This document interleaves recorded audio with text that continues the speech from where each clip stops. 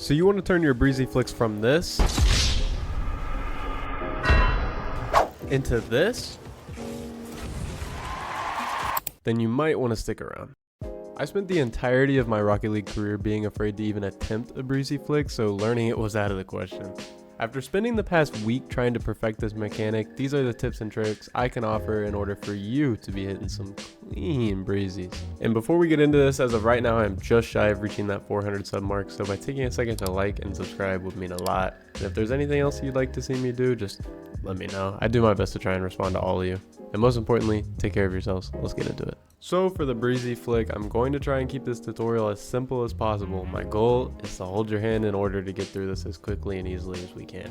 Firstly, just an FYI, you need to have a directional air roll binded in order for you to do this mechanic. For those of you that don't know what directional air roll is, you're going to go ahead and hop into settings, controls, and scroll all the way down until you see air roll left and air roll right. You're going to need to have at least one of these binded, and for the rest of the video, I'm going to be using air roll left, but again, it's personal preference. I feel as if this is obvious, but being able to properly dribble the ball is essential for learning how to do any flick in this game.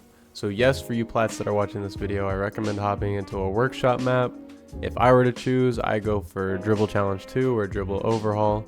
Or for those of you without the ability to play workshop maps, practice dribbling in a circle around the field just to become more comfortable with carrying the ball in your car.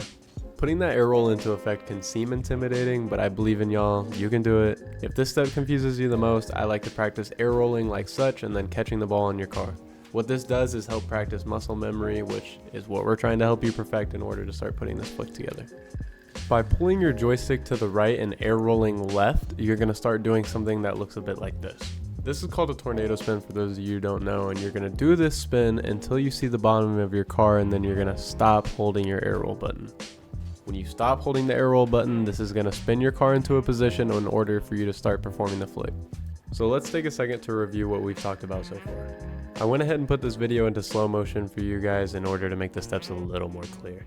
So we're going to jump and do that tornado spin until we see the bottom of our car. Next, we're going to let go of that air roll button so our car can flip into position to perform the flick. Then the last step is as simple as can be. You're just going to backflip. Don't feel discouraged if your first few attempts don't go to plan. But once you start putting those steps together, your flick should start looking a little more like this.